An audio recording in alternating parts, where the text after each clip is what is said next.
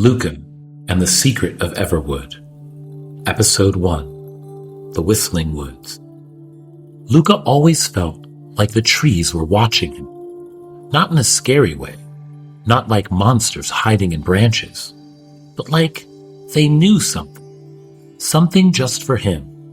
He lived in a quiet little village called Tumblebridge, where the houses had slanted roofs and crooked chimneys, and the air always smelled like fresh bread or wood smoke. Just past the village, beyond the mossy stone wall and the stream of silverfish, stood the forest. A forest so deep no one had ever claimed to see the other side. Most people called it Everwood. But the children, they whispered a different name when the adults weren't listening. The Whistling Woods. Because on certain nights, when the stars were bright and the wind blew just right, a tune would drift through the trees, a gentle whistle, soft, slow, and strange, like someone humming to the moon. And Luca had always known that the song was meant for him. Luca lived above the Tumblebridge Library with his mother, a woman known simply as Mother to everyone in the village. She wasn't just the keeper of books. She was the keeper of secrets, too. Beautiful and wise, she had long dark hair and soft eyes that always saw the truth, and a voice like warm honey. She could quiet storms with her presence. Birds sometimes landed on her windowsill just to be near her. And though she never showed off, everyone in Tumblebridge whispered that she was a little bit magical. She always knew what Luca needed before he did. She taught him how to listen to his heart, how to be gentle, and how to be brave at the same time. And most importantly, magic begins with kindness, Luca, she would say. Even the strongest spell won't work without it. Luca adored her, but he was also full of energy and curiosity, and sometimes he made choices before he thought them all the way through. That's where Uncle Jay came in. Uncle Jay was Mother's younger brother, and if she was calm water, he was lightning in a bottle. He never stayed in one place too long. He had wild, wind-blown hair, eyes like fireflies, and a long green coat covered in patches and hidden pockets. Every time he visited, he brought strange gifts. Glowing stones, tiny wooden animals that moved on their own, and once a teacup that sang lullabies. He was a wizard, a wanderer, and a teller of riddles. But no matter how far he traveled, he always came back for Luca's birthday. And every year he reminded Luca, adventure is good, but character is better. It had been almost a year since Luca's favorite person, Nana May, disappeared. It had been almost a year since Luca's favorite person, Nana May, disappeared. She had once told Luca that the woods were alive, that they whispered to those who listened. One morning, she'd gone walking into the woods and never returned. All they found was her carved walking stick resting against a tree at the edge of Everwood. Some say she'd gotten lost. Others said she'd followed the whistle too far. But Luca didn't believe any of that, because since she vanished, the whistling had changed. It was louder now, clearer. It was calling him. Just after his 6th birthday, one cool evening, with stars poking through the sky like pinholes in velvet, Luca heard it again. The song floated through his window, soft but certain. He stood up, heart pounding.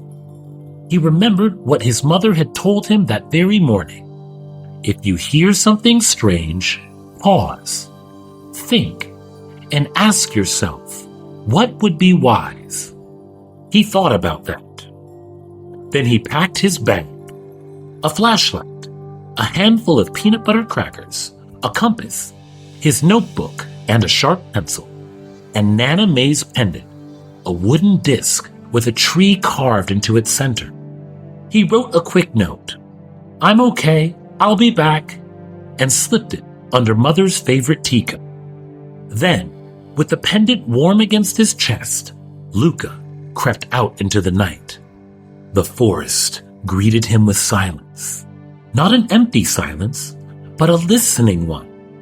The kind of quiet where even the owls were holding their breath. The trees swayed slowly, their branches like arms stretched in sleep. The air smelled of moss and something older, like the scent of deep time. Luca followed the whistle, his heart thumping.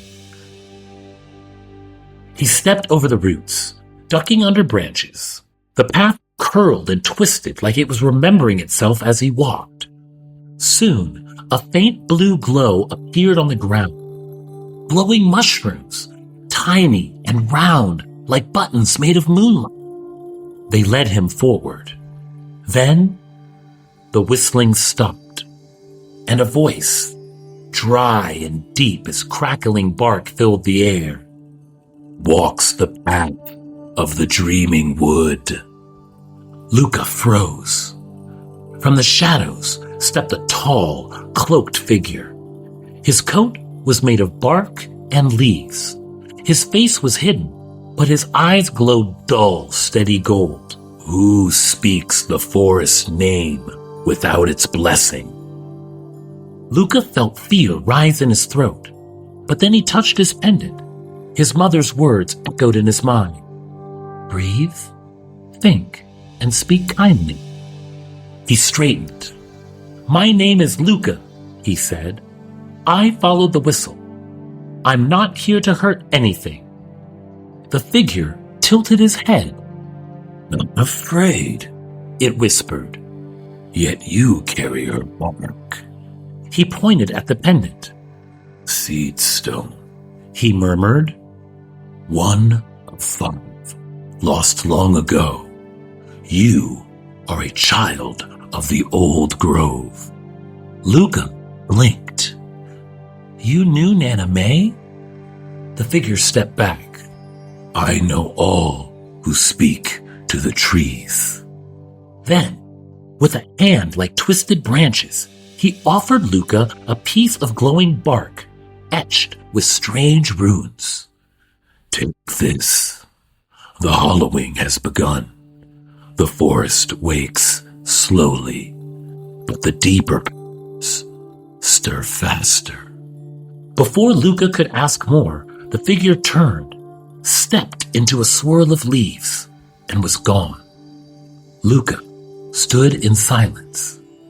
Then the mushrooms glowed brighter. They led him to a small clearing of ancient stones, their surfaces covered in moss and lichen. He stepped into the ring. The air grew cool and still. He held up the pendant, and he whispered the name Nana May had always said with wonder. Everwood. The stones began to hum. The ground beneath him shimmered. Far above, the stars shifted just slightly, as if blinking. Something had heard him. Later, sitting on a mossy stone, Luca opened his notebook. He drew the pendant, the stone, the figure. At the bottom of the page, he wrote, I did what I thought was right. I followed the song, and I think I woke the woods. Far away, deep beneath the roots of the forest, something ancient moved. And at that very moment, back in the village, Mother sat quietly by the fire, holding Luca's note in her hand. She smiled softly and whispered, Be wise, my son. Be kind, and trust the trees.